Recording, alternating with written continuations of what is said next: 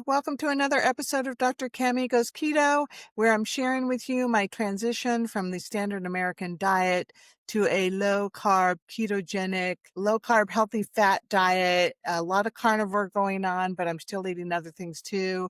I'm eating other things like cottage cheese. I have a little bit of blueberries on it. I eat it with pecans and I put a little bit of pumpkin spice on it on the top. It's really nice. And I started eating apples, which I was trying to go with green apples. I just bought some green apples, but I was eating Honeycrisp apples, just like a third of an apple with a little bit of peanut butter on it. Those are not carnivore.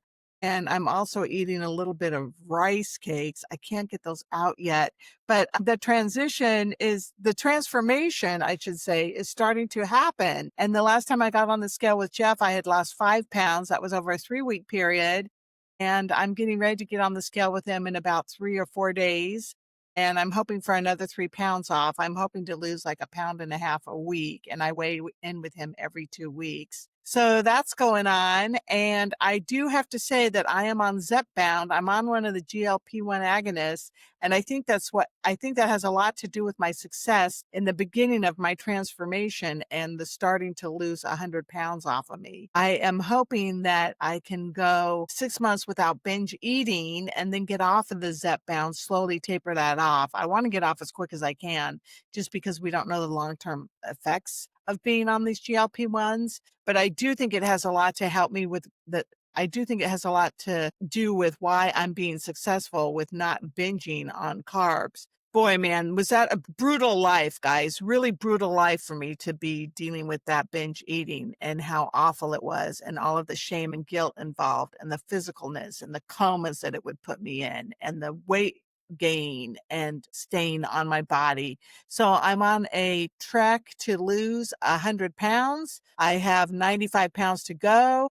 I am not in a big rush to do it. I'm doing it about 1.5 pounds a week. I'm thinking it's going to take me 1.5 to 2 years to get the weight off. I'm good to go on that. I've been no binging now for around 39 days, and I've been about 32 days with no sugar, flour, or caffeine. I thought it was longer, but then when I went back and looked at my food plan and my food diary, I had been drinking a little bit of decaf coffee. So yeah, this is what it's been taking for me, folks. And boy, I can't believe that it's no caffeine. Man, I'm missing that stuff. But a couple of days ago, I woke up and I was actually looking forward to my caffeine-free herbal tea with a little bit of cream in it. And mostly just looking forward to the cream, guys. It's really kind of a way for me to get the cream into my system. But nonetheless, my ketones over the last 3 days using my Keto Mojo, which is a wonderful product, have been 0.5, 0.6, and today 0.7. So that's going great. I wanted to also share with you guys about how I've been doing this. So what have I been doing? No caffeine, no sugar, no flour. I'm trying to keep my carbs under 20 grams a day. Sometimes I hit 30. I'm trying to eat 70% fat in my diet and the rest basically protein, which I fall short on probably every day. I am using a little bit of MCT oil to supplement my fat when I am eating certain foods that don't have enough fat in it. But I'm still probably low on my fat. And I think that as I work on increasing the fat in my diet, that would help my satiety too. So that's just something I'm looking at. I just look at it, curiously. I'm doing well. I'm losing 1.5 pounds a week, and that's what I want to do. So here is a little brochure that I have. This wonderful brochure that talks about things that I'm doing. And on this page, it has a little picture that talks about the oils, and it talks about avoid processed seeds and vegetable oils. And the ones that are on there are the canola oil, corn oil, cottonseed oil, soy oil. These are all very popular in all of our foods. Sunflower oil, safflower oil, grapeseed oil, and rice bran flour. Those are the ones at the top there that you want to avoid. And then on the bottom, it's talking about the simple 6 that we want to try to spend more time eating. And that's beef tallow, butter, olive oil, coconut oil, and avocado oil. And so the one that I cook mostly in is the butter. because I'm trying to eat a lot of beef, bacon, butter, and eggs for my carnivore part of my diet.